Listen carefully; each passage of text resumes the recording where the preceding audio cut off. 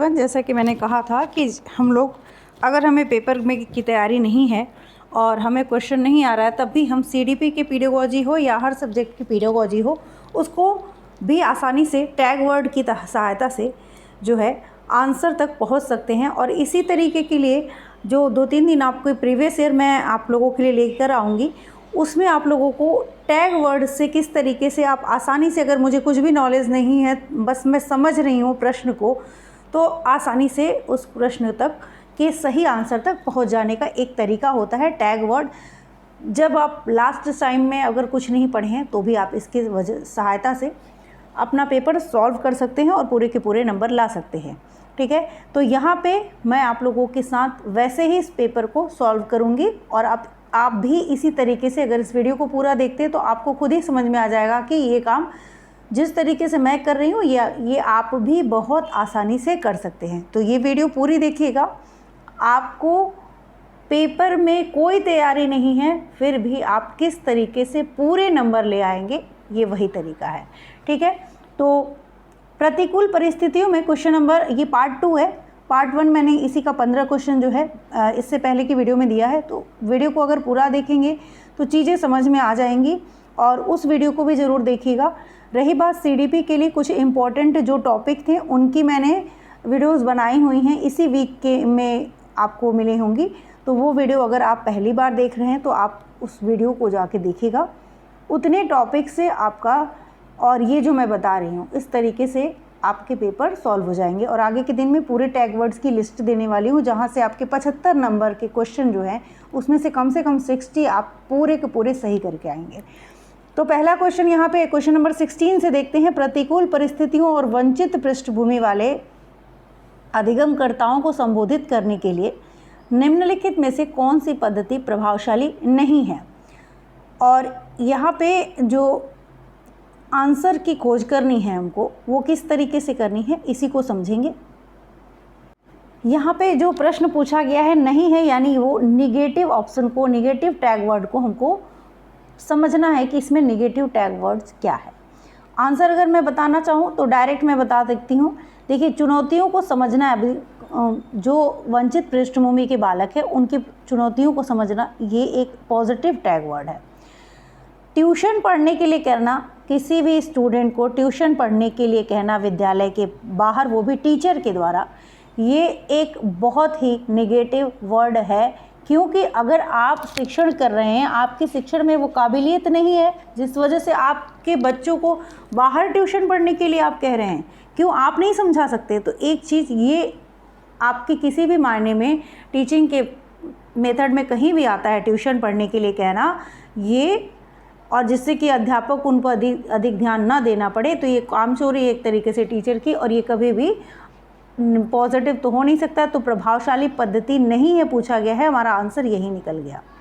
ठीक है, तो इस तरीके की चीज़ें से हम आंसर तक आराम से पहुंच जाते हैं। अब आपको आगे पढ़ने की भी ज़रूरत नहीं है, क्योंकि यहाँ पे 1-2 ऑप्शन, 2-3 ऑप्शन वाला तो दिया नहीं है, सीधे सीधे हमको आंसर तक पहुँचना था।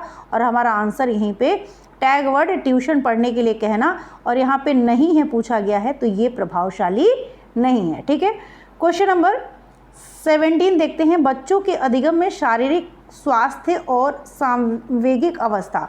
अगर आप समझे इस बात को, मेरा ऑप्शन देखे ही कि हमारा अगर स्वास्थ्य अच्छा नहीं रहेगा, हमारी मन की स्थिति अच्छा नहीं रहेगी, तो क्या हम अच्छा अधिगम कर पाएंगे? बिल्कुल नहीं कर पाएंगे। तो ये दोनों चीज़ें क्या करती हैं, ज़्यादा भूमिका महत्वपूर्ण है हमारे लिए। तो इसमें दिया है का कोई प्रभाव नहीं होता, ऑप्शन गलत हो गया भाई, बिल्कुल होता है कि एक महत्वपूर्ण भूमिका है। तो हम सभी जानते हैं ये बहुत इम्पॉर्टेंट चीज़ है, तभी तो मिड डे मील की शुरुआत की गई है कि बच्चा जब खाया पिया नहीं रहेगा तो वो पढ़ेगा लिखेगा क्या। अब क्या बताइए, इसमें मैंने कोई चीज़ किया, कुछ नहीं किया, बस इस टॉपिक को समझा कि ये शारीरिक स्वास्थ्य और सांवेगिक अवस्था की बात की गई है। तो अधिगम में यानी सीखने में क्या हम भूखे रहेंगे तो हम क्या पढ़ाई कर पाएंगे, कुछ सीख पाएंगे? नहीं। तो इसकी एक इम्पॉर्टेंट रोल होगा, यानी महत्वपूर्ण भूमिका है। तो ये वाला ऑप्शन, अगर ये ऑप्शन दिया है, इससे रिलेटेड जो भी होगा, उसकी महत्व को जो भी बताएगा, वो ऑप्शन आपका सही होगा। तो यहाँ पे बहुत आसानी से हमने आंसर कर लिया। आपको क्या लगता है, क्या ये बहुत कठिन था? बिल्कुल नहीं। स्कोर बढ़ाने का या पढ़े नहीं हैं, ये तो बहुत नॉर्मल बात है जो पेडागोजी से पूछी जाती है कि हमें बस समझ के आंसर देना है। इसी की प्रैक्टिस करवा रही हूँ, इसी को प्रैक्टिस करिए, इसी को समझिए कि मैं किस तरीके से कर रही हूँ। आप भी शांत दिमाग का यूज़ करके अगर करेंगे तो क्वेश्चन बहुत दुनिया से बाहर के नहीं आते हैं, एकदम दुनिया के अंदर के आते हैं, जो कि आसपास चीज़ें विद्यालय के अंतर्गत हमें होती हैं, उन्हीं चीज़ों को लिया गया है। कक्षा में अर्थपूर्ण अधिगम को प्रोत्साहित करने के लिए अध्यापिका को क्या करना चाहिए? अब यहाँ पे 2-3 ऑप्शन यहाँ पे सही होंगे, तभी ये इस तरीके का आप देख रहे हैं। जो हमें यहाँ पे A B 1 2 3 4 में एक से ज़्यादा ऑप्शन है, तो यानी एक से ज़्यादा ऑप्शन सही होंगे। विद्यार्थियों की सहायता करनी चाहिए कि विद्यार्थियों की सहायता करनी चाहिए, तो बिल्कुल करनी चाहिए और वे अपने मनोभावों और अभिप्रेरणाओं को सुव्यवस्थित कर पाए। टैग वर्ड है ये कि अभिप्रेरणाओं को सुव्यवस्थित कर पाए, सही चीज़ है ये। तो विद्यार्थियों को उनके प्रदर्शन के आधार पर वर्गीकृत करना, सबसे पहली बात ये वर्गीकृत करना निगेटिव टैग वर्ड है। किसी भी बच्चे को उसकी योग्यता के आधार पर वर्गीकृत नहीं करना चाहिए, ये गलत है, ठीक है। विद्यार्थियों में संवाद और परिचर्चा को अगर प्रोत्साहित किया जा रहा है तो ये बहुत बड़ा पॉजिटिव टैग वर्ड होता है, तो ये ऑप्शन भी हमारा सही है, ये वाला भी सही है। कक्षा में विविधता की उपेक्षा, विविधता की हमेशा ही आपको बहुभाषिकता हो, विविधता हो, ये इसको हमेशा बढ़ावा देना चाहिए। तो ये ऑप्शन जो है निगेटिव है, तो ये भी नहीं होगा, यानी पहला और तीसरा और पहला और तीसरा किस में है? ऑप्शन नंबर 1 में है, तो ये हमारा ऑप्शन सही हो जाएगा, ठीक है। तो इस तरीके से आपने देखा कि हमने इतने क्वेश्चन किए, क्या हमने पूरा का पूरा पढ़ा? कुछ नहीं पढ़ा, ठीक है। हम सिर्फ क्वेश्चन को समझ रहे हैं और कर रहे हैं। अधिगम एक और प्रक्रिया है, तो अधिगम किस तरीके की प्रक्रिया है? यहाँ पे आपका अगर थोड़ा बहुत कॉन्सेप्ट है तो वो आपका काम आएगा, और अधिगम को अगर आपने थोड़ा पढ़ा होगा तो आपके लिए अच्छा होगा।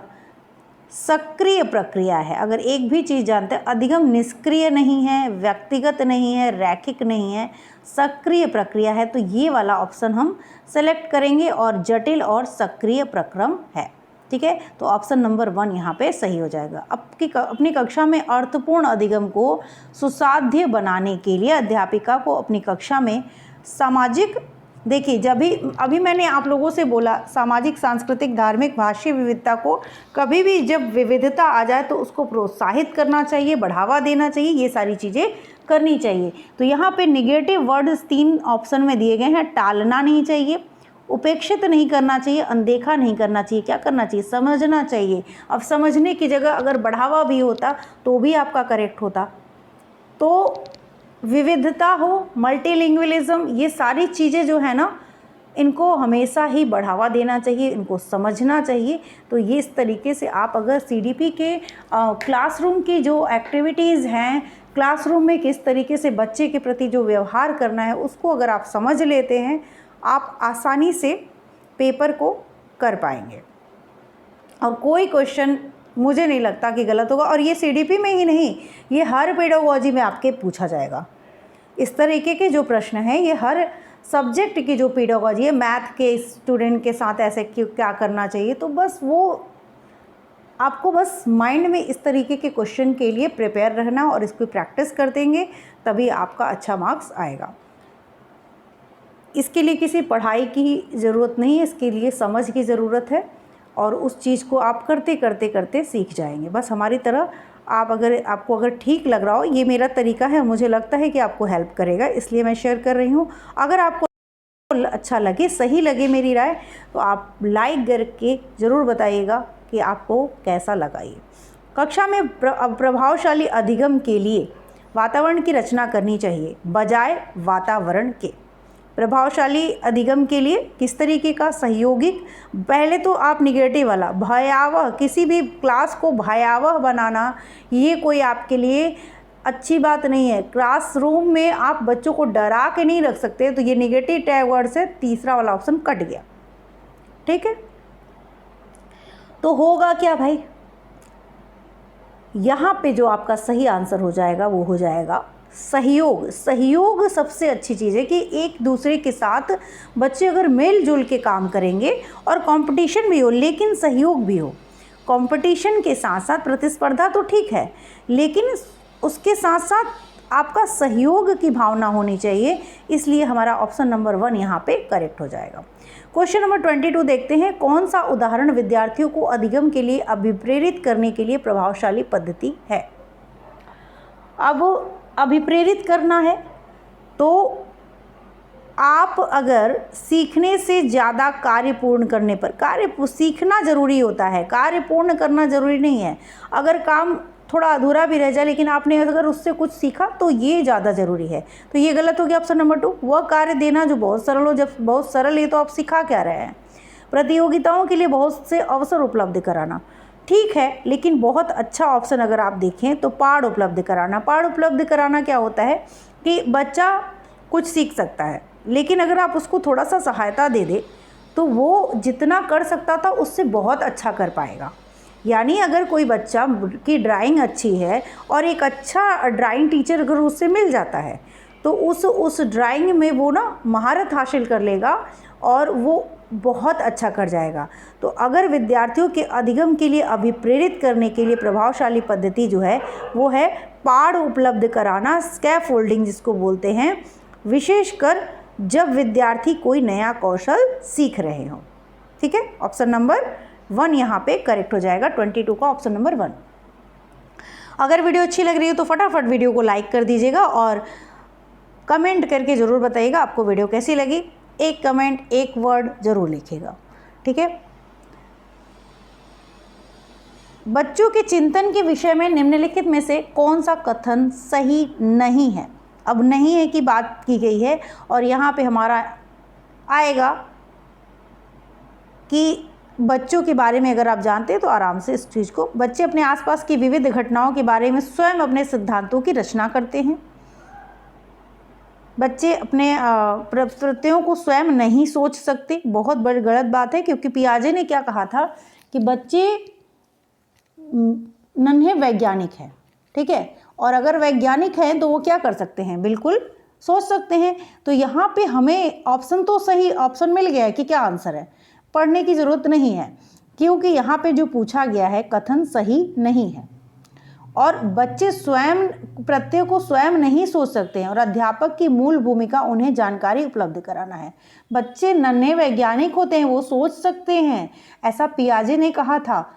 तो यहाँ पे स्वयं नहीं सोच सकते हैं निगेटिव टैग वर्ड्स है और यहीं से हमने इस ऑप्शन को पहचान लिया और यही हमारा सही आंसर हो जाएगा। ठीक है, नेक्स्ट क्वेश्चन देखते हैं। क्वेश्चन नंबर 24 क्या कहता है। क्वेश्चन नंबर 24 क्या कहता है कि बच्चों का विद्यालय में असफल होना प्रस्तावित करता है कि वंचित पृष्ठभूमि वाले बच्चों में अधिगम का सामर्थ्य नहीं है। अधिगम का सामर्थ्य नहीं है बहुत निगेटिव टैग वर्ड होता है, तो निगेटिव ये नहीं करना है। बच्चों को कभी ये नहीं कहना कि बच्चों में सामर्थ्य नहीं है। आपके पढ़ाई का तरीका में कुछ गलती हो सकती है, बच्चों को कभी आप निगेटिव मत दिखाइए। निर्दिष्ट करता है कि एक सेकेंड इसको सही कर ले। विद्यालय इन बच्चों की आवश्यकता और रुचियों की पूर्ति करने में समर्थ नहीं है। साबित करता है कि इन बच्चों में आनुवंशिक पैदाशी कमियां हैं।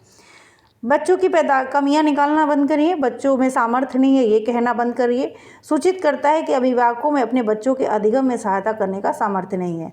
जो भी आपको करना है टीचर को करना है। तो निर्दिष्ट करता है कि विद्यालय और टीचर की गलती है अगर अधिगम विद्यालय में असफल होते हैं, तो इसमें आप टीचर और विद्यालय ही मिलकर कुछ कर सकते हैं। तो की आवश्यकताओं, तो यहाँ पे निर्दिष्ट करता है कि विद्यालय इन बच्चों की आवश्यकताओं और रुचियों की पूर्ति करने में समर्थ नहीं है। किसी भी तरीके से बच्चे और उसके पेरेंट्स को आप दोष नहीं दे सकते हैं। ये बात अगर आप समझ लेंगे, मैं एक्सप्लेन भी कर रही हूँ इन बातों को इसीलिए ताकि कोई किसी और तरीके का भी प्रश्न हो तो आप इन बातों को समझें और उस हिसाब से प्रश्न को हल करें। ठीक है, आगे देखते हैं। समूह में एक दूसरे को पढ़ाने और सहायता करने से क्या होता है। बच्चों में भ्रांति उत्पन्न, बच्चे स्वयं की, अगर आप बच्चा एक दूसरे के साथ पढ़ रहा है, एक दूसरे की हेल्प करके, सबसे बच्चे ज़्यादा कहाँ सीखते हैं पता है, अपने फ्रेंड के साथ। अगर आप इस बात को समझ लेंगे, इसीलिए मैं सब बता रही हूँ कि ये सिर्फ एक क्वेश्चन है। लेकिन अगर इस तरीके के क्वेश्चन आते हैं, या एक मैं बात करूँ जो सामाजिक अधिगम होता है, यानी सोशल जो होता है, वो ज़्यादा अच्छा अधिगम होता है। जब बच्चा एक फ्रेंड से सीखता है ना, वो बहुत आसानी से, क्योंकि वो अपनी चीज़ें शेयर कर पा रहा है, तो वहाँ पे ये सहायता से एक दूसरे को पढ़ाने और सहायता करने से क्या होगा, अच्छा ही होगा कुछ। तो देखिए, बच्चे स्वयं की चिंतन प्रक्रिया का आक्षेप कर सकते हैं और संज्ञानात्मक क्रियाकलाप के उच्च स्तर पर पहुंच सकते हैं। आंसर यही है। भ्रांति उत्पन्न हो सकती है, बिल्कुल नहीं।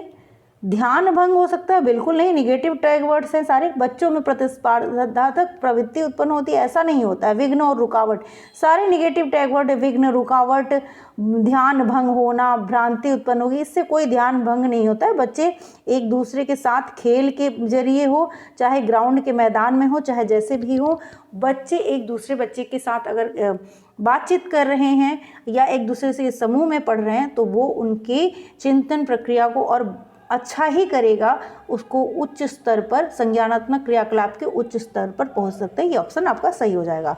थोड़ा सा एक्सप्लेन कर रही हूँ ताकि ऐसे ही अगर दूसरे प्रश्न आए आपको तो वो भी आप आसानी से कर सकें। मुझे लगता है कि ये तरीका बेस्ट है।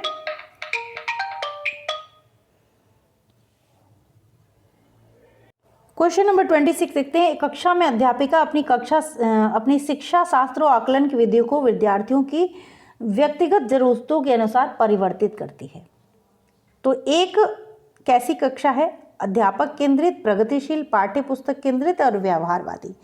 एक अध्यापक केंद्रित तो कभी कक्षा हो नहीं सकती अगर वो अपनी आकलन की विधियों को व्यक्तिगत जरूरतों के अनुसार परिवर्तित कर रही है। इसका मतलब है कि कक्षा कैसी है? प्रगतिशील कक्षा है। ठीक है, तो ऑप्शन यहाँ पे 2 सही हो जाएगा। एक प्रगतिशील कक्षा में कक्षा अध्यापिका जो है हर बच्चे की जो व्यक्तिगत जरूरत है उसके हिसाब से परिवर्तित कर रही है। वो अपनी विद्यार्थियों की व्यक्तिगत जरूरतों के अनुसार परिवर्तित कर रही है। प्रगतिशील शिक्षा क्या होती है कि बच्चे की रुचि, और आपको एक कठोर नहीं बना देना है कि यही पढ़ना है तो बस यही है, हम चेंजेस नहीं करेंगे। अगर ज़रूरत पड़ती है बच्चे की, किस स्तर का लेवल का बच्चा है, उसकी समझ कहाँ तक है, उसकी रुचि किस चीज़ में है, उसके अनुसार एक प्रगतिशील शिक्षा ये कहती है कि आप को उसकी ज़रूरत के अनुसार उसमें आपको परिवर्तन करना होता चाहिए। तो शास्त्र कक्ष, एक प्रगतिशील कक्षा में कक्षा अध्यापिका जो है अपनी शिक्षा शास्त्र और आकलन की विधियों को विद्यार्थियों की व्यक्तिगत जरूरतों के अनुसार परिवर्तित करती है। ये यहाँ पे प्रगतिशील आंसर होगा। ठीक है, ये चीज़ें ऐसे ही निगेटिव वर्ड है। अध्यापक केंद्रित, पाठ्य पुस्तक केंद्रित, व्यवहारवादी। ये व्यवहारवादी तो नहीं कहूँगी, लेकिन ये दोनों जो है नेगेटिव टैग वर्ड है। ठीक है, क्वेश्चन नंबर 27 देखते हैं। विकास के विषय में निम्नलिखित में से कौन सा कथन सही है? विकास कैसा होना चाहिए? अगर देखा जाए तो बच्चों के विकास में बहुत सी सांस्कृतिक विविधताएं होती हैं, बिल्कुल होती हैं। आगे भी पढ़ लेते हैं। संसार में सभी बच्चों का, तो ये तो नहीं, पॉजिटिव टैग वर्ड है तो ये सही होगा। संसार में सभी बच्चों का विकास एक ही क्रम में और सुनिश्चित, बिल्कुल नहीं। सभी बच्चे एक जैसे कैसे बढ़ते हैं? किसी का विकास किसी तेज़ी से होता है, कोई कम डेवलप होता है, बाद में एक एज के बाद उसमें बहुत तेज़ी से विकास होता है। तो एक क्रम में तो नहीं। विकास सुरुचिपूर्ण सुव्यवस्थित समूह की अवस्थाओं में पूर्व निश्चित आनुवंशिक घटकों के कारण होता है। जी नहीं, सभी चीज़ें मैटर करती हैं। आनुवंशिकता, पर्यावरण दोनों ही होता है। विकास एक सरल और एक दिशीय प्रक्रिया है, बिल्कुल नहीं। यहाँ पे आपका ऑप्शन नंबर 1 करेक्ट हो जाएगा। और क्वेश्चन नंबर 28 देखते हैं। निम्नलिखित में से मध्य बाल्यावस्था की अवधि का मुख्य प्रमाण चिन्ह कौन सा है? क्या प्रमाण चिन्ह है? मध्य बाल्यावस्था की बात की गई है। तो यहाँ पे अगर आप बाल्यावस्था की बात करें, वो भी मध्य वाले, तो तर्क संगत विचारों का विकास जो कि प्राकृतिक रूप से मूर्त है, ना वो पूरी तरीके से अमूर्त बातों को समझ पा रहा है, और ना ही मतलब थोड़ा थोड़ा तर्क संगत हो रहा है वो बच्चा जो है। डेवलपमेंट ऑफ लॉजिकल थॉट, उसके तर्क संगत जो विचार हैं वो थोड़े थोड़े डेवलप हो रहे हैं, विकसित हो रहे हैं, और दैट इज प्राकृतिक रूप से क्या है, वो मूर्त है। तो मिड है ना, मध्य बाल्यावस्था की बात की गई है। तो आपका ऑप्शन नंबर 2 यहाँ पे करेक्ट हो जाएगा। Option number 2 is the right answer. Question number 29 देखते हैं। बच्चों के समाजीकरण में विद्यालय और अगर परिवार की बात करें तो समाजीकरण अगर टॉपिक पढ़ा होगा तो समाजीकरण में जो परिवार होता है वो प्राथमिक होता है और विद्यालय जो होता है वो द्वितीयक कारक होता है। तो ये आसानी से आंसर आपको पता होना चाहिए कि विद्यालय जो है वो द्वितीयक कारक होता है, क्योंकि बच्चा जो है सबसे पहले कहाँ रहता है, परिवार के संपर्क में आता है। तो उसका समाज क्या है, उसका समाजीकरण कहाँ हो रहा है, परिवार में हो रहा है। परिवार प्राथमिक कारक है।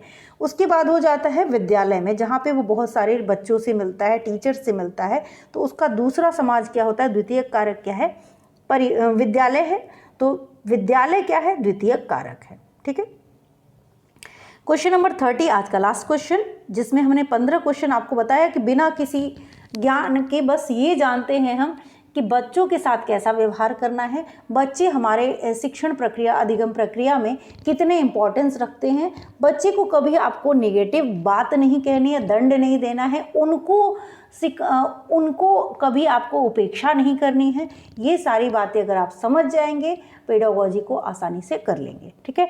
क्वेश्चन नंबर 30 देखते हैं। निम्नलिखित में से किस मनोवैज्ञानिक ने प्रस्तावित किया कि बच्चों का चिंतन गुणात्मक रूप से वयस्कों की अपेक्षा अलग होता है। तो जीन पियाजे जी ने ये बात कही थी और इसलिए यहाँ पे जीन पियाजे, आराम से आप लोगों को नहीं पता होगा तो इसको रट लीजिएगा। ये आंसर आपका हो गया। आज के लिए इतना ही। वीडियो कैसी लगी प्लीज़ प्लीज़ प्लीज़ ज़रूर बताइएगा। कमेंट बॉक्स में आप अपने कमेंट करके प्लीज़ बताइएगा। ठीक है। आप भले एक लाइक मत करिए लेकिन आप कमेंट ज़रूर करिएगा, क्योंकि मुझे जानना है कि आप लोगों को ये वीडियो वास्तव में कैसी लग रही है। क्योंकि मैं अपनी पूरी जितनी नॉलेज के हिसाब से मैं जो समझ पा रही हूँ पेपर को, उस हिसाब से मैं पूरी कोशिश कर रही हूँ कि अगर आपकी तैयारी नहीं भी है तो आप पेपर में अच्छा करके आएँ। इसी विचार के साथ आज की वीडियो इसको समाप्त करती हूँ और मिलते हैं नेक्स्ट वीडियो में नेक्स्ट किसी टॉपिक के साथ जो कि आपके एग्ज़ाम से रिलेटेड होगी। बिना टाइम के लिए मैं कोई वीडियो ऐसी नहीं बना रही हूँ जिसको बहुत समय लूँ, क्योंकि समय नहीं है। और आप भी ऐसी वीडियोस को अवॉइड करिए जिसमें बातें बहुत ज़्यादा हो रही हैं। बस यही कहूँगी और किसी के लिए कुछ नहीं, बट इतना कहूँगी कि ये समय आप जितना थियरी को पढ़ सकते हैं, जो भी टाइम है थियरी थोड़ी पढ़िए। ऐसा नहीं है कि बिल्कुल ख़त्म समय हो गया है और आप थियरी बिना पढ़े चले जाए। थोड़ी जो चीज़ें हैं CDP में मैंने जितना भी कराया है आपको मैं बता रही हूँ, वहाँ से बहुत नंबर आने वाले हैं। और वही जो इम्पोर्टेंट पॉइंट थे वो मैंने करा भी दिया है। 2-4 पॉइंट है जिनको मैं करा दूँगी और देखती हूँ। मिलते हैं नेक्स्ट वीडियो में, तब तक के लिए थैंक यू।